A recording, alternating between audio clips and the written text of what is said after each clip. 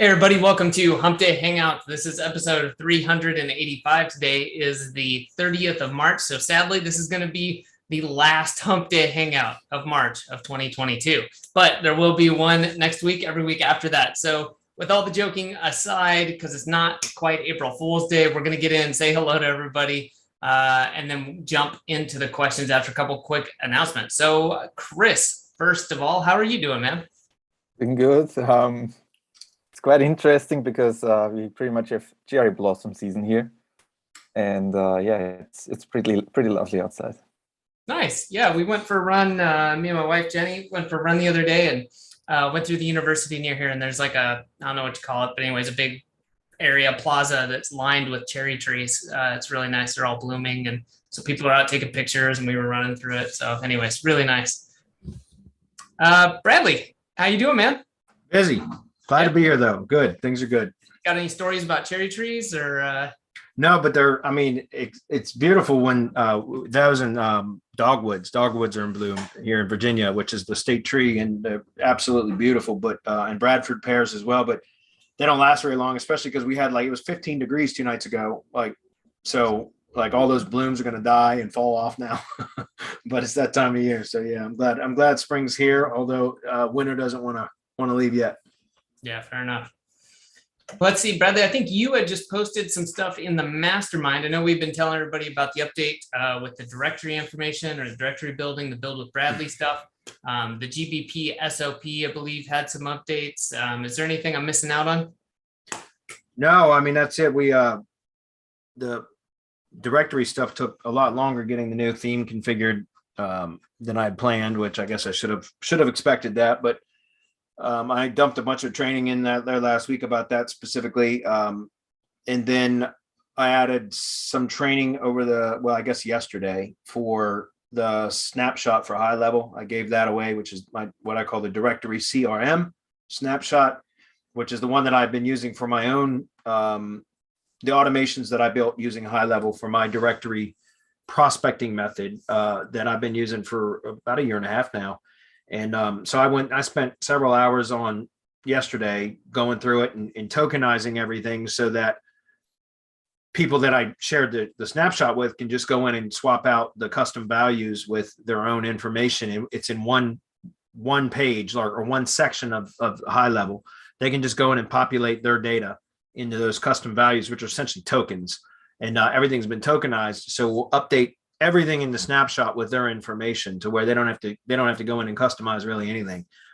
They can if they want, but they don't need to. And so I just shared that with the group yesterday, and that's good because next week when we have our next meeting for that, we're going to start setting up the prospecting machine so that configuring high level so that we can start doing our push to get new clients. And I'm excited about that because that's the whole reason we went through the directory build was to get the front end done so that we could get to this point. So now we're at this point, and that's where we start getting activity and start filling your pipeline with prospects. And I know that's what people are looking for. So I'm glad to be there. Other than that, the SOP stuff, yeah, I've actually recorded several training videos in the last 4 or 5 days. I haven't uploaded them and updated the SOP with them yet, but I've got some in there for ordering what I call the batch geo map, which is a very, very powerful thing for local if you're doing map stuff. Also cloud stack, how to order a cloud stack, and I've already got it delivered and what to do with it once you get it delivered. So I've got those training videos recorded. I just haven't added them to the SOP yet. I'll probably do that maybe tomorrow. If not tomorrow, it'll be Monday. So yeah, a lot of stuff going on. Well, man, yeah, and I'm glad you touched on the prospecting stuff too, and keeping the pipeline full, because I know we talk a lot about obviously SEO, various aspects of digital marketing, and should I be doing this or should I build a site? And then reminding people, I think every once in a while, and ourselves, keep your pipeline full. Like that's a skill unto itself. But, I would say is it's easy to screw that up and try to fix other stuff. But if the top of your funnel is messed up or non-existent, then the rest of it's going to be pretty damn hard. Yeah. Yeah. Well, here's the thing. Okay. We get a lot of members that come in and they say that they're, they have a hard time landing clients and everything, or they have a handful of clients and every one of those clients are absolutely critical to their revenue, right? Because they only have a few clients, or they deal with a client that's a real pain in the ass and put up with a bunch of bullshit because it's a certain amount of revenue that they can't lose. Yeah. And so that's part of the reason, like, you know, the POFU, right? Position to fuck you. Part of that is to have a pipeline full of prospects so that you can cherry pick the ones that you want to work with. If you do have clients that are a pain in the ass, you can fire them because you know that you can land more clients because you've got a prospecting pipeline full of potential leads, right? Of prospects.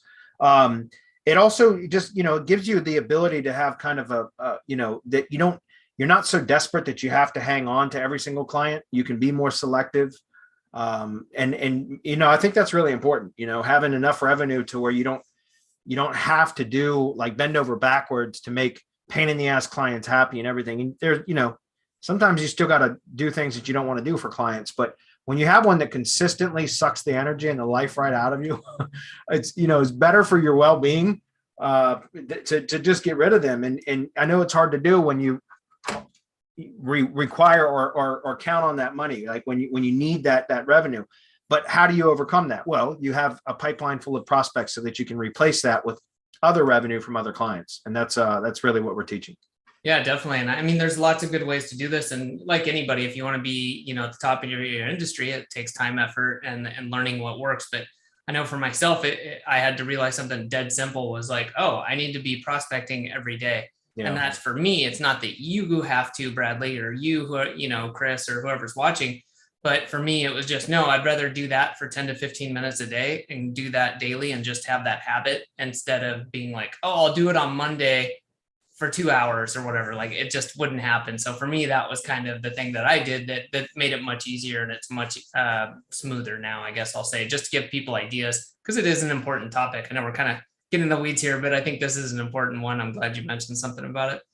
Yeah, I mean, just to kind of wrap it up, you know, it's similar to, I think too many people think it's all or nothing. Like they've got to go in and go like super heavy on prospecting. There's like peaks and valleys, right? That's how we see a lot of it. And I've been guilty of that too, but you know, where I'll go heavy on prospecting for a few weeks and then fill my pipeline full of prospects. And then I turn the prospecting machine off so that I could work on processing those leads. And then once I get through all those leads, I might have landed a couple of clients, and then I go into the process of fulfilling for the clients. And by the time I get the clients to the point where like it's more on autopilot, then I've got to start this whole process over again, because, and if I would have just kept, you know, a little bit of prospecting activity going daily or weekly or whatever, then I would constantly have a full pipeline. And it's better just to, like what you said, Adam, is to kind of develop the habit, and either develop the habit or build automation that does it automatically and you don't have to think about it, so that you're just constantly filling your pipeline with, you know, you keep your pipeline full is what I'm saying. And I think that's the best way to do it. And that's why high level is so damn powerful for that, because you can set it up. And with the directory and the way that the method that I've been teaching, you can set it up to where you're just sending out 10 cold emails a day. That's 50 emails a week. That's nothing. That's a small amount, but it's enough to get prospects in your pipeline and keep your pipeline full, so that at any given time that you want to try to generate more revenue, you have prospects in your pipeline that you could reach out to. Definitely. I love it. So, you know, before we dive into the questions, speaking of this, if you want to get deeper into this type of stuff, you want to take things up a few notches, come find the mastermind. You can find out more about it at mastermind.semanticmastery.com. We, of course, talk about this type of stuff and a hell of a lot more. All the stuff we mentioned at the very beginning of the show, the GBP SOP, the build with Bradley, everything in between, answer your questions, work with you. It's great for agency owners, consultants, if you're doing lead gen, even brick and mortar. So come find out more. Like I said, mastermind.semanticmastery.com. Cool. So with you that, forgot guys, the most important part, man. What's up? I mean, like we've been talking about all kinds of things, but Yeah. in the mastermind, you learn how you make your clients more money. And if you make them more money, there's a really slim chance that they're actually going to fire you. Yeah, I was about to say, clients with sales are generally happy clients. So yeah, I'll agree with that. Cool, guys. Well, let's get into it. Let's do it. Let's see. I'm going to pull this up. I'm looking. Looks like BB might have had the first question here. Of course. I wouldn't expect anything else. Well done. Okay. Let me back up a little bit.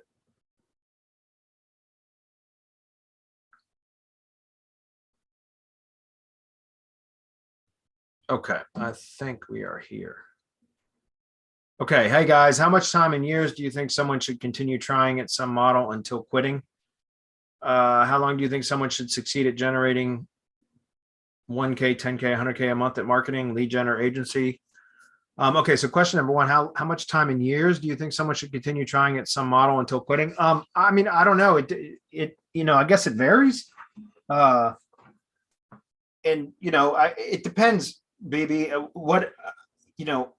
When you say it's some method, the thing is, like, if you're trying internet marketing, and we've talked about this in the past few weeks with you, and these are good questions, so I'm glad you're asking them. But like, if you're trying to make money online, right, through internet marketing, whether it's lead gen or agency work, so whether local or affiliate, or I don't running ads, or any sort of any way that you're trying to make money online, it's, again, there's so many different ways, so many different methods. When you say how much time in years do you think someone should try to continue trying at some model until quitting, is it the broad model of like internet marketing, or is it a very specific method? You know what I mean? Like, because my point is, I know that people oftentimes get interested in internet marketing and will try 18 different methods. They'll try SEO, they'll try running ads, they'll try social media marketing, they'll try affiliate marketing and local marketing, and lead gen stuff and all this different kind of stuff. And so that's kind of the broad topic of internet marketing, but there's all these kind of like subsets or subcategories. And it's really about picking one, in my opinion, that you should get really good at. So if it's SEO and you like SEO, you're interested in SEO, learn about SEO. But it's not just about SEO, right? Because I mean, think about the subcategories within SEO. Right? You could do local SEO, you could do affiliate SEO, video SEO, just a number of different types. So it's really just finding something that, in my opinion, that you have an interest in, that, you have a genuine interest in, because it feels less like work. Like, I love SEO. That's why I do it. And I spend so many hours at it because I enjoy it. You know what I mean? If I didn't enjoy it, I don't think I could spend as much time at it as I do. But finding something that you like to do and then sticking with it until you get it monetized. But when you're picking whatever it is that you're thinking about, besides having a genuine interest in it, make sure that it is monetizable, right? Make sure that there's money in that market or in that industry or that method, and sticking with it until you get it monetized. It's okay to try other stuff, but the problem, again, we've talked about this in recent weeks, is that oftentimes people will, again, the emotional cycle of change. We talked about this a couple of weeks ago, but you start on something, you get all hyped up and excited about a particular method, and then you get into the weeds on it and realize it's more difficult than what it was made out to be, right? How it was sold to you. And so you start looking at other opportunities thinking that it's the method that's the problem, when it's not generally the method. And people also do this even like in local marketing and local SEO, which is what we teach, right? We see that also. Like, people come in and they've picked an industry and they aren't getting really success in that industry in local marketing, right? Local SEO stuff. And they want to blame the niche. It's the industry's fault. There's no money in that industry. No, it's not that. I mean, chances are, if there's other SEO companies providing services in that industry, it's profitable. If there's companies running ads, Google ads, search ads, in that industry, it's profitable, right? So it's not that industry isn't profitable. It's you haven't figured out a way to be successful at it yet, if that makes sense.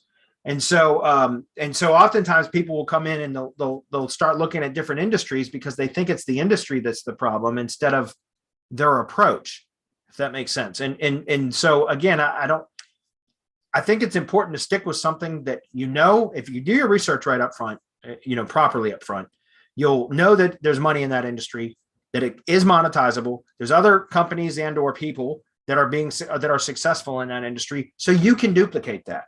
It's a matter of sticking with it long enough to start to achieve some success and produce a return on investment, return on invested time and invested money, all of that. And then once you start to make money from it, if you want to start looking at alternative methods or other ways that you can expand services, expand your knowledge, by all means do it. But stick with something long enough to monetize it before moving on, or else you're getting stuck in this hamster wheel, right? Where you're constantly chasing the new method, the new niche, the new industry, whatever, and you never get really good at any of them. So you never monetize any of them. And that's really discouraging. I couldn't imagine doing that. Fortunately, I was able to make money off SEO fairly quickly in the business, probably because I was so passionate about it, so fascinated with it. And I've stuck with that. I've had ups and downs throughout my career. There's no question. But you know, like right now is a really good time for me. We're doing quite well, and I like it because I enjoy it. But I've stuck with SEO. I've tried a million other things throughout my career doing SEO, but SEO has always been the bread and butter for me. And now that's all I focus on. I'm not trying to make money with affiliate stuff or, you know, running ads for people. I just don't care about any of that shit. I do good at SEO. I like it, and I stuck with that. So that's what I would encourage you to do. Do any of you guys want to comment on that? No, I think just, echo the sentiments. I think that, you know, we touched on this stuff last week too, I think with some of the questions, but I'll just leave it at that. Okay. How long do you think someone should succeed at generating 1K, 10K, 100K a month at marketing? Again, it varies, and I don't know. You know, it's not about how quickly somebody makes that kind of money. It's just about, in my opinion, it's slow and steady. You know, you hear about those. A lot of it's marketing bullshit, by the way, but you hear about people that get into a particular method or whatever, and they go from 0 to 6 figures in 6 months, 0 to 6 figures a month, or 0 to 5 figures a month in 6 months, whatever, sometimes shorter. Who cares? Like, just find something that you're interested in and stick with it and start making money. Slow and steady wins the race. That happens a lot more often than the rags to riches stories that you hear in market and sales pages and video sales letters. Like, that shit is like, they do that to get people excited. And once again, going back to the emotional cycle of change, that's uninformed optimism, right? They hook you with uninformed optimism. Like, oh man, they build the dream, they sell the dream, right? So, you know, there are success stories. It's rare though, where people go from 0 to 10,000 a month in 3 months. You know, that does happen, but it's not nearly as common as, you know, just finding something and sticking with it, and over the course of 6 months, a year, building up. You know, that's more realistic. I'm not saying don't set your goals high. You should, you know, aim high, but don't get discouraged if you're not making 5 figures or 5 figures a month in the next 3 months. If the point is, make your first dollar, right? And once you make your first dollar, plan on making $100. And once you've made $100, set your next goal to 1,000. Once you've made 1,000, set your next goal to 10,000, right? Does that make sense? Baby step it. And that's how you start to build momentum that way. Set a goal that is achievable now, and then that becomes a milestone. Once you hit that milestone, now you 10x that goal, right? So because if you start, like I said, small, make your first dollar. Then after that, make your first 100. And then after that, your first 1,000.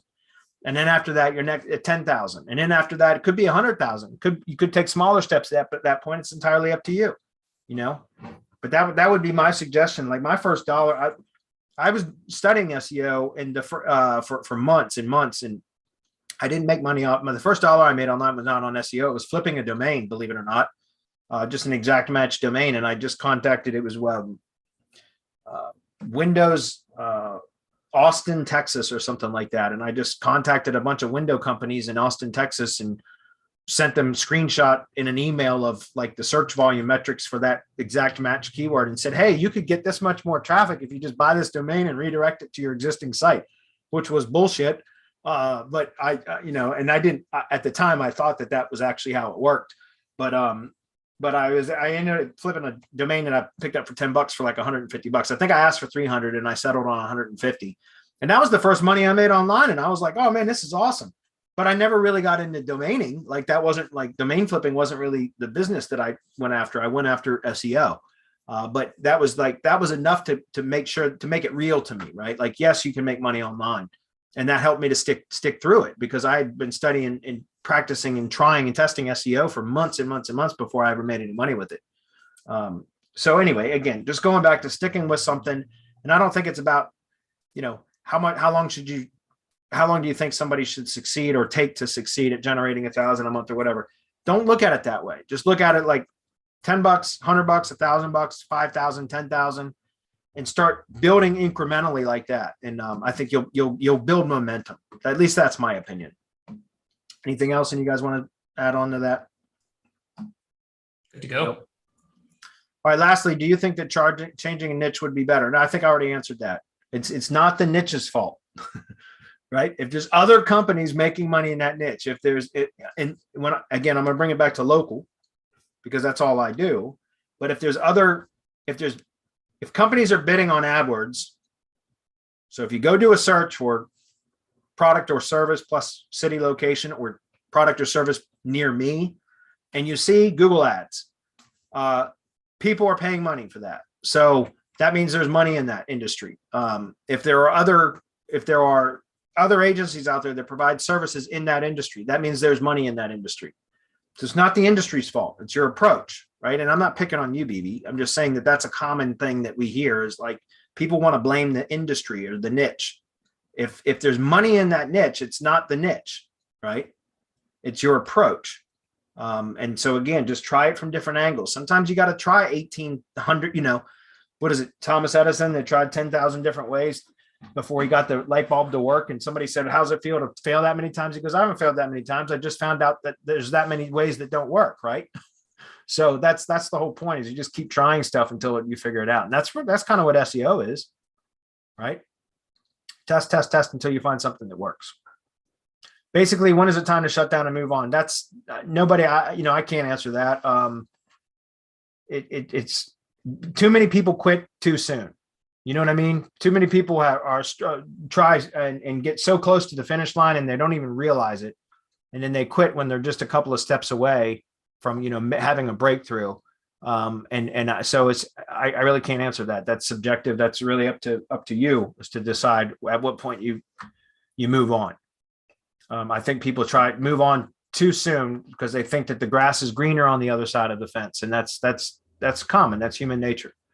So Gordon says, hey guys, just two quick questions. When you want to rank a multi-city local lead gen site for say plumber near me searches, do you create a near me optimized page for plumbing service?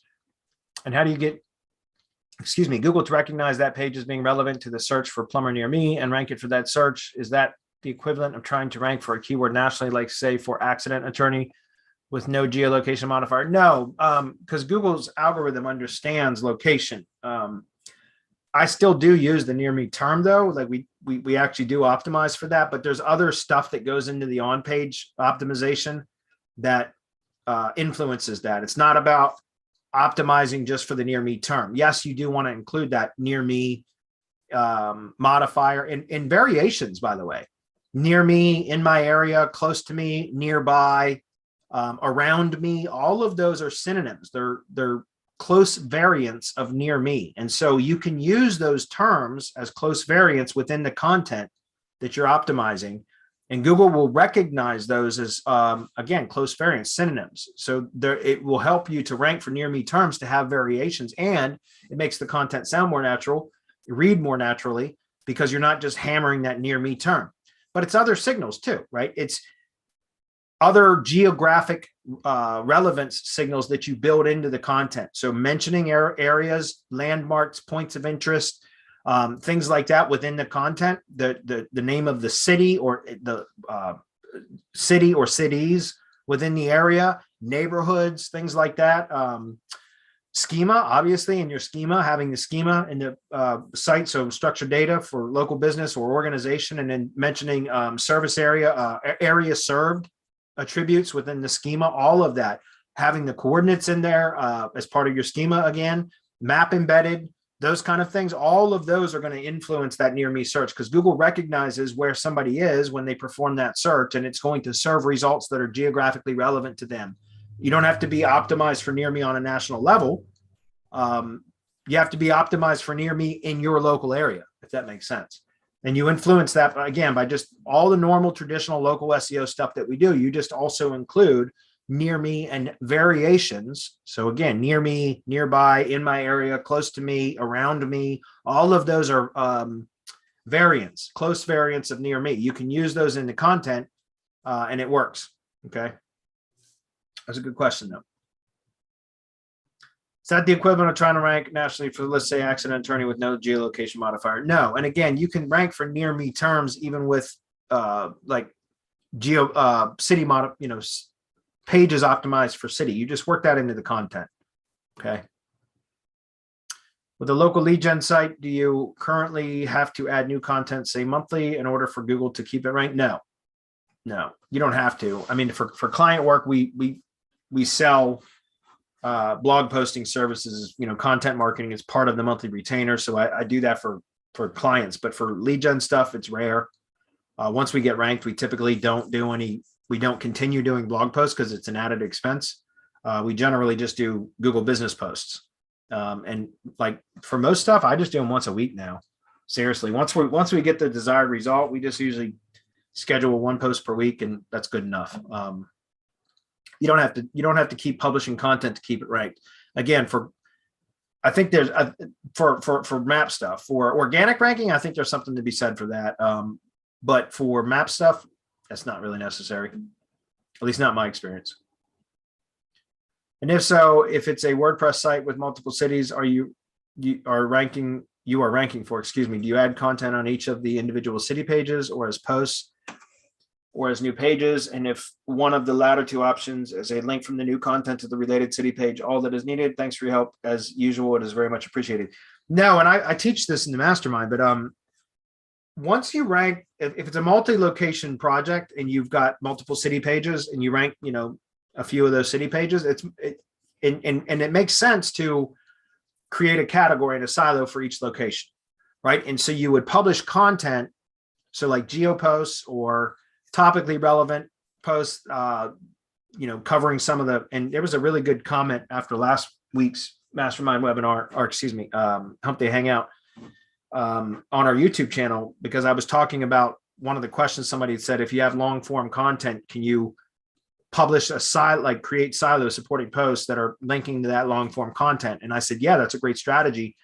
But like for each section heading, H2 heading, which is how I do most of my sites now, mainly one page sites with all of the services all on one page with their own kind of H2 heading and in summaries. And if I need additional push, then I'll publish supporting posts where we optimize for one of those H2 headings. So it'll be a separate blog post, supporting post. It's optimized for that specific product or service that H2 heading is optimized for. But I didn't think about this when I said that. People often, they don't, might not have realized that, you don't want to optimize for the same exact keyword that the H2 heading is optimized for, and then publish a supporting post for that, because that could compete with the main landing page, right? It's cannibalization. And it could very well, your blog post, your supporting post, which is meant or intended to rank the page that it's linking to, could actually cannibalize that page, because if it's the same keyword optimized for the exact same keyword, like in the SEO title, the H1 heading and that kind of stuff, it could compete for that position, right? Use a close variant. I was just talking about that with the previous part of your question, near me. So like a close variant would be nearby. And I use this example in my response to the comment in the YouTube channel about that, because I was like, hey, that's a great point. I should have mentioned that. But for me, like tree trimming is one of the main keywords that I always optimize on every long form location landing page. Tree trimming, tree removal, stump grinding, land clearing, arborist, tree care. Those are like the 5 main keywords that I always optimize for. So if I'm going to do a supporting post, I don't want to, and use tree trimming as an example, I don't want to do a supporting post for tree trimming. I want to do a supporting post for tree pruning. It's a close variant. Damn near the same thing, but it's a different keyword. Does that make sense? So tree removal, I might want to do tree felling, right? Which is a close variant of tree removal. They're synonymous with each other, but it's a different keyword. So it's not competing. Does that make sense? So when it comes to multi-location websites, I recommend it, at least initially when you're trying to rank the location pages, creating a silo out of each location, and you publish content within that silo, right? So supporting posts, you place them in that category, you do your internal linking, always linking back up to that location page. But once that location page is ranked, it's time to switch to topical posts.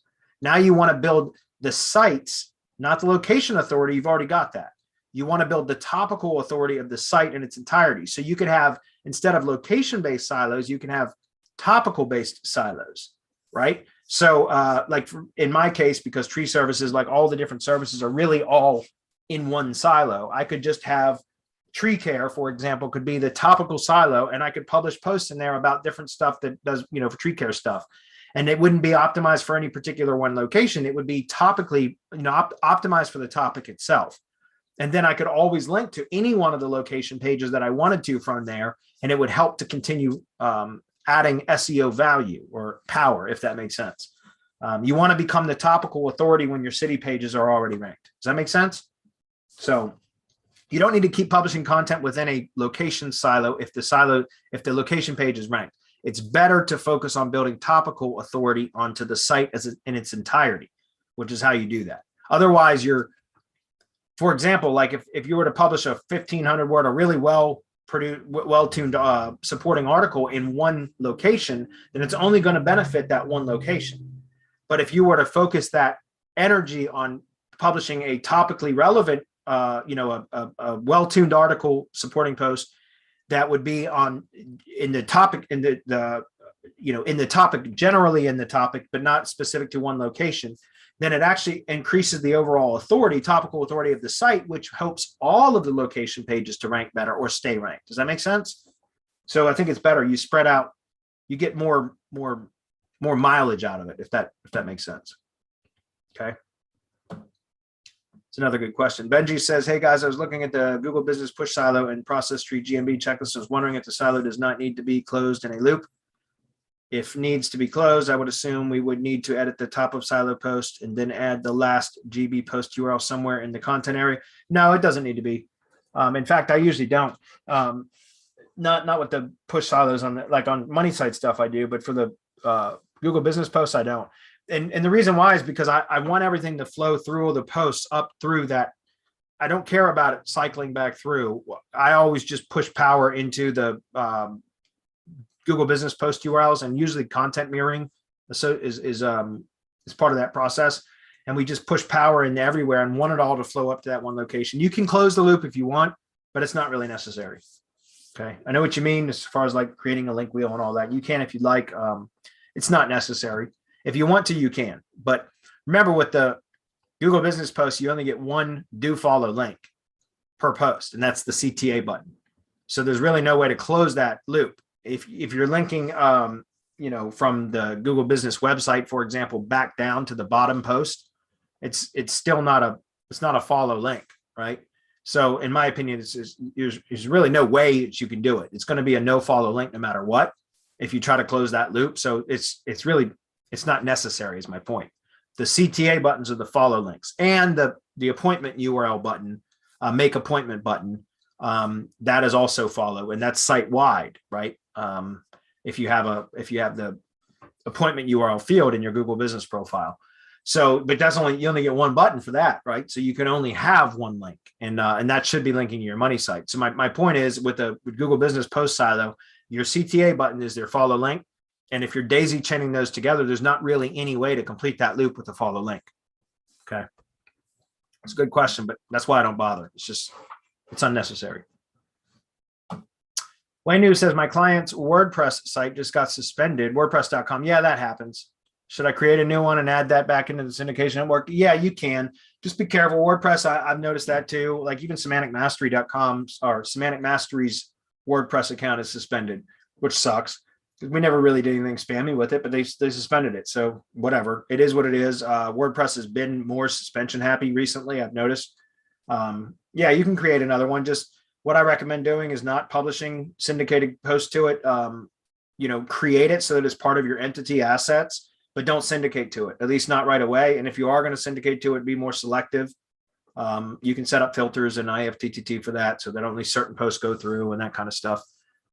It is what it is. There's nothing you can do about it. It's part of Web 2.0's.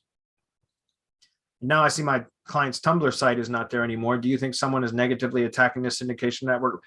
Maybe, but I doubt it. It's probably more likely that maybe posting frequency was too much, or perhaps the posts contain a shit ton of links. That can also cause suspensions. Another thing is if you start publishing syndicated posts that contain links too quickly after the accounts have been created. We always talked about, seasoning the accounts, letting them age a little bit before starting to post. And then when you do start to syndicate slower and ramp up over time so that you build some kind of like trust into the site before just hammering it with syndicated posts. I don't know that that's the case, Wayne, in your or Wayne New. I don't know if it's Wayne W or Wayne New. In your case, I don't know that's what causes suspension. I'm not saying that you spammed it or that you did a shit ton of posting to it. Those are just some things that I know can cause suspensions, right? Posting too frequently or a post with too many links. or posting too quickly after or too soon after it's been created.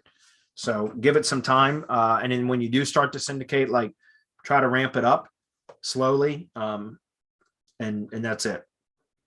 I'm not doing a whole lot of syndication stuff now, guys. And as I've said many times on recent webinars, Hump Day Hangouts, syndication is still, it's good, right? I mean, you can still absolutely do it, but because IFTTT has restricted the amount of applets, active applets you can have, unless you have a paid account,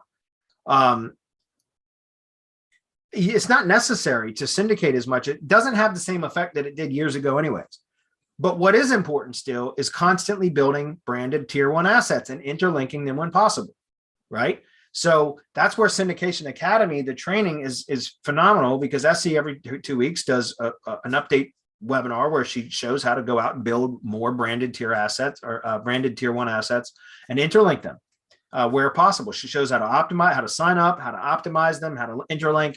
And that is really powerful. Whether you're syndicating them or not is really, it's not all that important. It's not all that necessary. Yes, it can help. If you're going to syndicate, I recommend WordPress and Blogger as your two that you, WordPress and Tumblr. I don't even like to syndicate to Blogger. By the way, Blogger is super powerful, guys, and people just don't think it is, but they're wrong.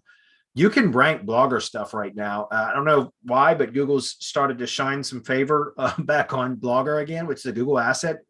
It should have always probably been doing really well, but Blogger is an asset that you can, if you spend some time, make the site look good, put some good content on it, you can smash it with links. And I don't mean syndicated content. And part of the reason I don't like to syndicate content to Blogger is because it will compete with the original. And, again, I was talking about cannibalization earlier. That's usually content on the same site. But if you syndicate a post from your money site to Blogger, Blogger can kind of compete with that original post. What I'm talking about is, so I don't like to syndicate to Blogger. I turn that applet off, as a matter of fact. Like, I disable that applet. But I like to use Blogger as like going out and publishing fresh and unique, well-tuned articles on Blogger, the branded Blogger asset, and then use that as a primary link building target. That, you can rank Blogger fairly easily right now, more so than in recent past. So Blogger is a really good asset, but I don't like to syndicate to it. I prefer Tumblr and WordPress for that. Okay.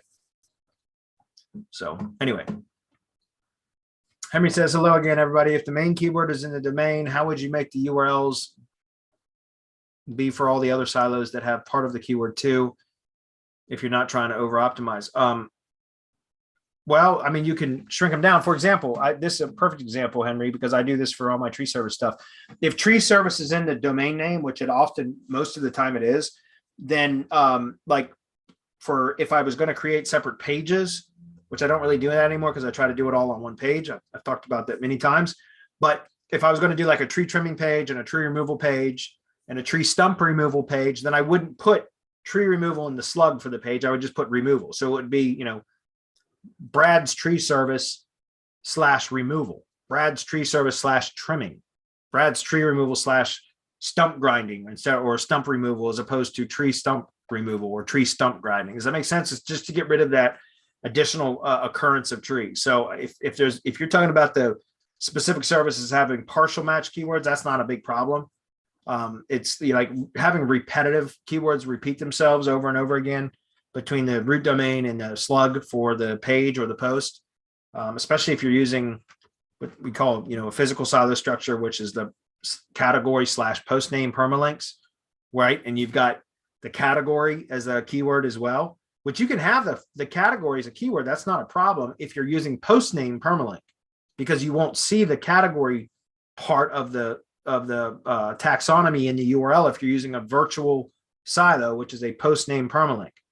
Does that make sense? If you're using category / post name, which is a physical silo structure, you'd see the category slug in the URL as well as the post slug.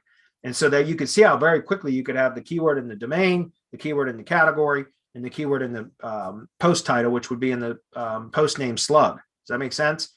So that's why I recommend just using the post name permalink structure, which removes that category section. That way you can name the category after keyword, which makes sense. And then your post name, like I said, just de-optimize the URL slightly. That's what I recommend.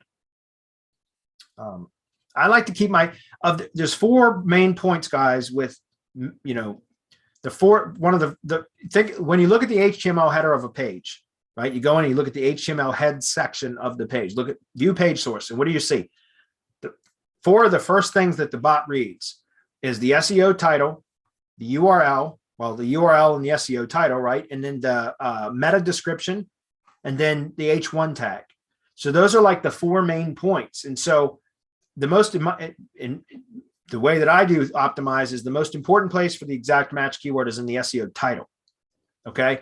Then in the URL, I like to de-optimize that slightly, right? So it's not super optimized. Then the meta description, I like to use some a variant of the primary keyword. And then in the H1 tag, that's oftentimes where it will duplicate or use a close variant, right? We'll either repeat the SEO title or the main keyword in the H1, or using a variant. When I say variant, like for example, the SEO title might be like tree service Culpeper, VA, because that's how a lot of people still search. But I would put like looking for a tree service in Culpeper, Virginia as the H1, right? So it has that stop word in as part of the keyword, as opposed to just the keyword alone without the stop word in, for, to, those type of words. Does that make sense? So it's a variant of the primary keyword, but it's not exact match.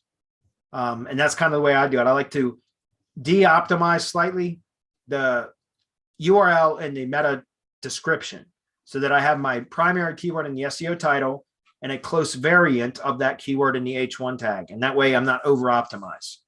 That's I've been building like that for years, and it still works. So, okay. Last question, I believe, and then we'll wrap up a couple minutes early, unless anybody's got additional questions. Now would be a good time. Henry says, and would you go about trying to rank the homepage for the main keyword that's in the domain using virtual silos with 301 redirects or a physical silo? For example, thedigitalmarketingschool.com with digital marketing as the keyword, and you want to teach or write about email marketing, video marketing, affiliate marketing, and eventually SEO and other topics too, with plenty of supporting articles, courses, and by reviewing related products. For that, I would probably have separate silos for each one of those. Like email marketing would be a silo, video marketing would be another one, affiliate marketing would be another one, and SEO would be another one. So that'd be like 4 silos. And I would actually be optimizing for each individual top of silo page to rank for that specific term, not the home page, right?